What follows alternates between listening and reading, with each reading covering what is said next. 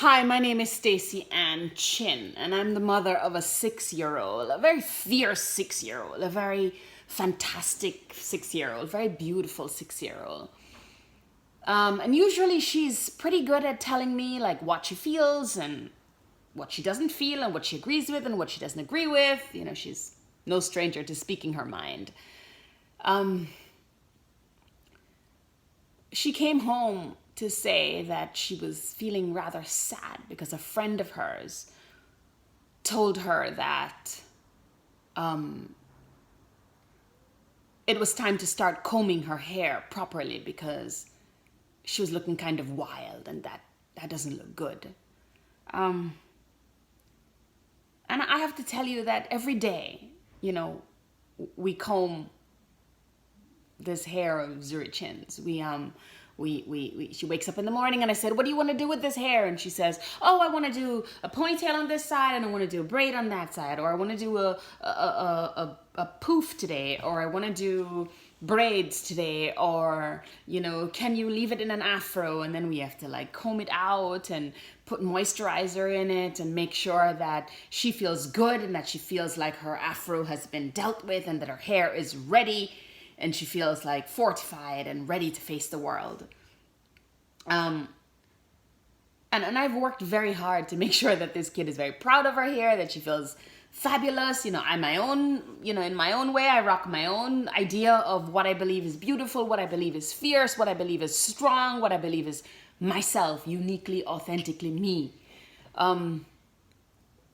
And you know, we went through all of the conversations about it. I said, what did you say to her? And she said, well, I told her, stop commenting about my hair. If you're going to comment about my hair and make me feel bad about my hair and say negative things about my hair, I don't want you to comment on my hair at all. And so she said the right things, and her friend didn't say any more. But she came home, and just before she went to bed, she snuggled up into me and she said, Mama, even though I said all the right things to her and I told her all the right things, I still feel very, very sad. And I feel like, you know, I wish I had said something else, or I wish she understood something else, or, and I must say that she's left me with a very like specific kind of sadness here. You know, I'm sad because of the world that she has to navigate. I'm sad because the wall of affirmation I've built around her has not protected her wholly from this idea of, you know, this small-minded idea about beauty and blackness and black girl hair. And no, you know, everyone knows that this business of being a black girl with black girl hair is super complicated. You know, it's so complicated, like the kind of hair you have and how long it is and, you know, what kind of skin it's coupled with. And, you know, it just affirmed the kind of the problematic nature of the heteropatriarchal, you know, white racist, you know, supremacist ideas that I spend my entire life fighting against. And I'm so angry that they kind of like land on this precious little girl of mine who I adore so much.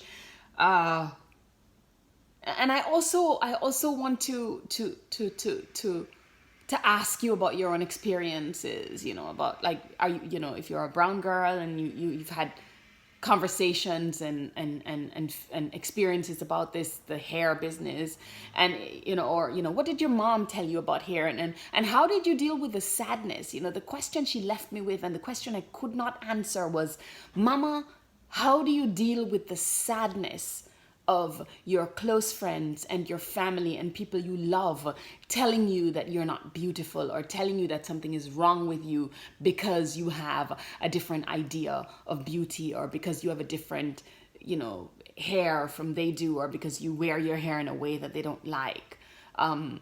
So this is a lot to unpack, and I'm pretty raw about it, and I don't have any answers about this, but I maybe I'm seeking some community, or seeking some comradeship around this thing. Like, how do you deal with the idea of your own hair, your own beauty, when it doesn't line up with the idea of the mainstream, or what is acceptable or respectable or valued in the world? And how do you pass that on to your kid? How do you pass on that spirit of resilience and truth. And I've done my best to tell her. I point out all the times that I can. I point out all the beautiful brown girls in the world with different kinds of hair, and how beautiful they all are, and how amazingly wonderful it is for them to be free to choose to wear their hair the way that they want to. And she still says to me, Mama, I'm quite sad, and what do you do with that sadness? And I don't know if I have any answers. So I patiently await your answers. Please weigh in. Please tell me what it is that you do with the sadness. For me, most of the time, I just turn it into like this, very like fierce anger that I kind of use to like smash everything in my way. But today I'm not feeling that. I'm just asking, what do you do with the sadness? Tell me, what do you do with this sadness?